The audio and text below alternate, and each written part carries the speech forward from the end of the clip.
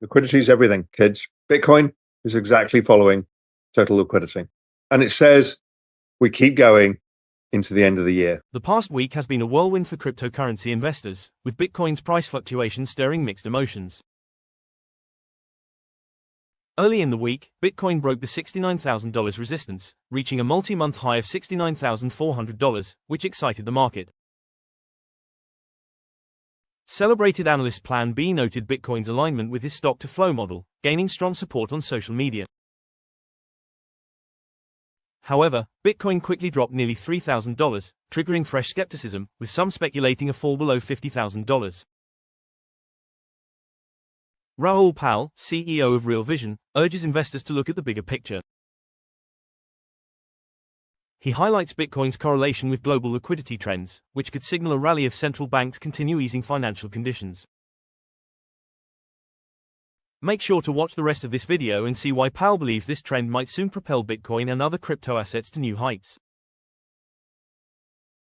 Also, if you enjoy listening to crypto-related content, please show your support by liking and subscribing to this channel by following the link in my bio.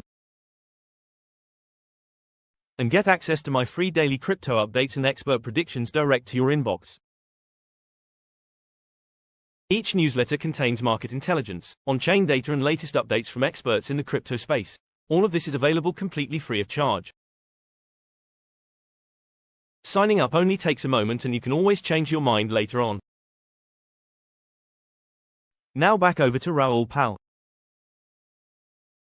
So here's my trading view of drama queens. Drama queens are, oh, the market's going up, the market's going up, the market. This is Bitcoin, by the way. Oh my God, it's getting near 70,000 on Sunday night. Really? Who do you think is buying on a Sunday night? It's you lot at home drinking your Bud Lights. Stop doing that. Sundays, there's no volume on a Sunday. Guess what? Market opens, it pukes again. And then it's, oh my God, it's going to zero. And there's a bunch of Twitter posts saying it's going to go to 48,000. Does it go lower? Maybe. But really, you guys have got to stop using hourly charts. What you actually need to do is very simply zoom out. Zoom the out. Look at that. Does that look like a terrible market? No, just consolidation. Does this recent drama move look like drama? No, it's barely touched the high from a few weeks ago. There's nothing going on, kids. Stop thinking the world is changing, but the world will change soon. The other thing to zoom out on, if I find the right chart, this is a lovely chart for all of you looking for altcoin season or the yellow fruit zone. What we have here is total market cap excluding the top 10. Now, what's so lovely about this is it's just beautiful how this chart works. Consolidation, election year, boom. Consolidation, election year, boom. Consolidation, election year, fruit. Now, when I zoom in, we've got some potentially inverted head and shoulders. Could we come back down and fell head and shoulders and come back? Sure, we can. I don't really care. But I'll show you why I think it's yellow fruit season. Most of the charts are similar. Actually, Solana's been different. It's actually been, sorry, there's my fake DMARC indicators on here, so it's a little bit messier. But Solana has been trying to break high, but again, it's not really going to make much progress until the big daddy Bitcoin does it. But again, if you look at the hourly chart, here's Sui on an hourly chart. It's like, oh my God, the horror! It just feels awful, and really, it's barely doing anything. Really, I mean, it's just this. If I go, where's the? Sorry, I've got something over my screen here. If I go to the daily Sui chart, we had this. That's it. That's all of the price action. Literally, guys, calm down. Calm down. Everything is fine. So I've been using more Wyckoff reaccumulation patterns. I never used to use them. I didn't really know about them.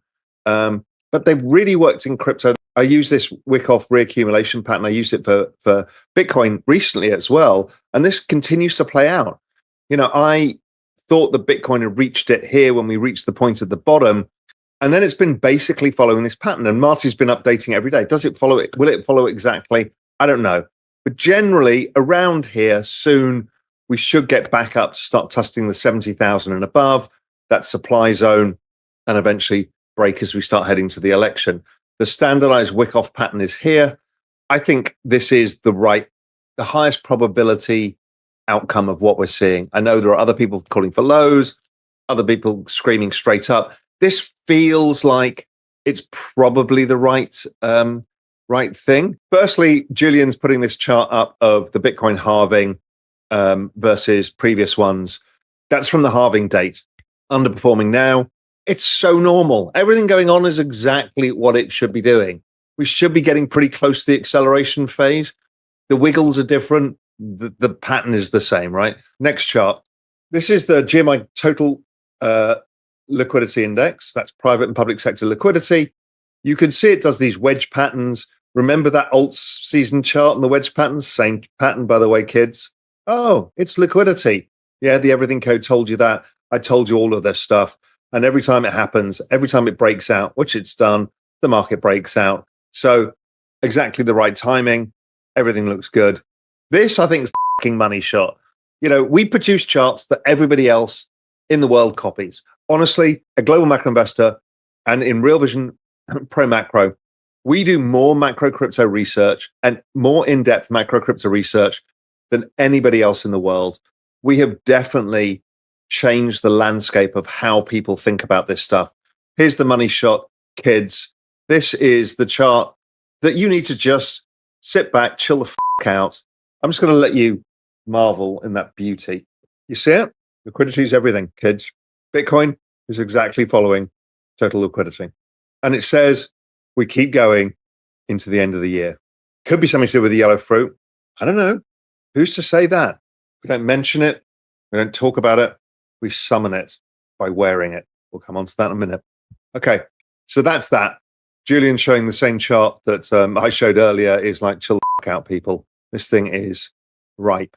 Weekly Bollinger Bands, about as tight as ever been. Every time that happens, yellow fruit tend to occur. They tend to ripen pretty fast. I'm flipping through charts. The chart that we did have in the past that is not working perfectly is like ETH this time versus last time. The Bitcoin version is actually better. The ETH version, yeah, ETH is trading like a piece of shit. I think it's just lost its narrative. I actually think they've overbuilt blockchain capacity for the demands of the chain via the layer twos. Overbuilding blockchain capacity, I think, was a calculated move in terms of a longer term future for the chain. I actually am not long-term negative over it. I just think, yeah, they've got excess capacity right now for the market. ETH is the big daddy of smart contract platforms. I mean, there's still all the talents, all the developer talent, applications, the finance sector will build on it.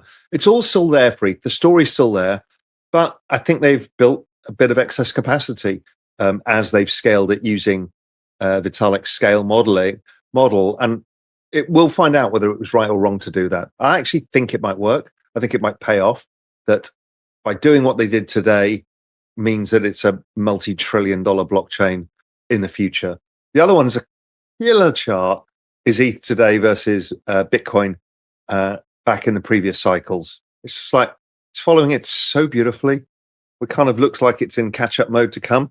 Bitcoin ETH, generally directionally right? There's nothing really you want to concern yourself over. Presidential election years, nobody really cares who gets elected because the market goes up. Now, I think a Trump victory probably may extend the cycle in terms of magnitude.